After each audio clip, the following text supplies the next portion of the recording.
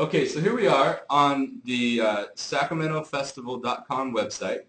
And obviously you can browse over there after the call or during the call if you want. But this is basically underneath the Season of Service link at the top is where I am now. And what you'll see is that we've kind of laid it out in a way that it's very simple, 3 steps to register your church and projects. But as I browse down here, I have 3 buttons. One is to register projects, one is to look through needs, and one is to register needs. So the idea would be projects are things that are coordinated efforts, and needs may be posted, maybe a food bank that needs either volunteers or needs resources for their guests. And so that would be the difference between the two.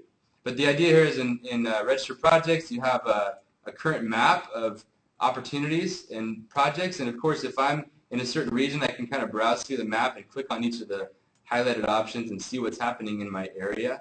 And again, there's not much on the site now. This is obviously our starting point.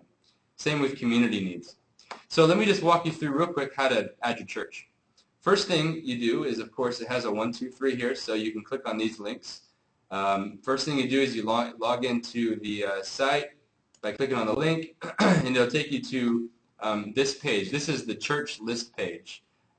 We've basically created a partner website called Serve Sacramento, and they share the same information. But Sacramento Festival is the Palau Festival website that has the same information as Serve Sacramento. We hope that Serve Sacramento becomes this centralized connecting point for Christians after the festival. So what you'll do first is you can log in, basically create an account, and you can see there's a few ways to do it. If you're on Facebook, it's super easy. It's 1 click and you're in, or you can click on the sign up option at the top, and it's a typical sign up form. I've already registered, so I'm just going to browse over here and show you how to do this. Okay, so once you go underneath the church section, there's a button that says Add Your Church. Okay, so I'm going to go ahead and just do that. I'm going to add Restoration Life. And you can see as I scroll down here, I have basic information about my church. You can keep it as simple or as complex as you want. You can add your staff, your worship times, hours, etc. Really, this is designed just to kind of register your church, let people know you're part of this effort, upload your logo, and so on and so forth. Okay, so I'm going to go ahead and just create the new church. And at this point, the way it's set up is those churches, because it's tied to your kind of individual account, those go live and they're connected in there. So there's not an approval step at this point. If it's necessary, we may consider that. But at this point, we are going to leave it open to just, as soon as you add it, it goes live. Now you can go in here now under Service Projects. And Restoration Life is now registered underneath the church directory. And underneath Service Projects, obviously I don't have any service projects registered for Restoration Life, so Dan, you want to go ahead and add one real quick? Okay, yeah, so let's get a home makeover in there. Yeah, so the East Sac project is the one that Dan talked about a little bit ago, so I've obviously a very obvious blue button. Click on Add Your Project, and it tells you to describe your project, so I'm going to add that as the church.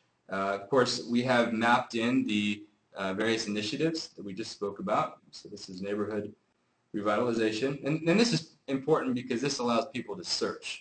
If they want to be part of a certain project in a certain initiative in a certain area, the website allows them to search and find projects that they can connect into. Start and end dates. This is obviously important just to kind of coordinate volunteers. So I think, Dan, you said it was April 13th. April 13th. To April 15th. April 15th. Okay, so we're just going to go pick the dates, and everyone's done this before when they've used their websites online. And the East Sac project, and the nice thing too is I'm going to add this, but Dan can go back and change it. So we are going to rebuild a home in our community.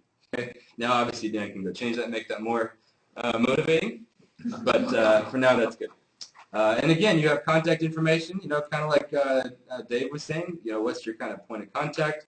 I'm just going to put something in here just to fill the space. And if you have an email, you can put that in there. If you have a website, you can do that as well. So I'm just going to fill this form out quickly. And again, project location, that's also important, right? So we're just going to put Dan's church address. And remember me from last time here, so I'm just going to pop all these in here, and so on and so forth. Okay, that's the basic idea. And again, you can see there's more fields, and you can kind of browse through it. They're fairly self-explanatory. This is a important thing to note is the post to your Facebook profile. I'm just going to uncheck this, but that would be a nice thing. It ties in Facebook to the project. So as soon as you post that project, it goes out to your Facebook world, lets them know it's available. That's it. That's how you create a project. One screen, simple form, and the beautiful thing about this is, okay, now that I've done this, there's underneath Serve Sacramento, there's a section for needs, which is the community needs. Again, volunteer opportunities and material items that people and organizations need. And then there's also the service projects. So underneath service projects here, now you can see the East Sac project is registered. But the great thing is that project's also registered over here underneath the SacramentoFestival.com site. So if I browse over here and I scroll down, you'll see that project is now also registered under Sacramento Festival. Okay? Pretty easy.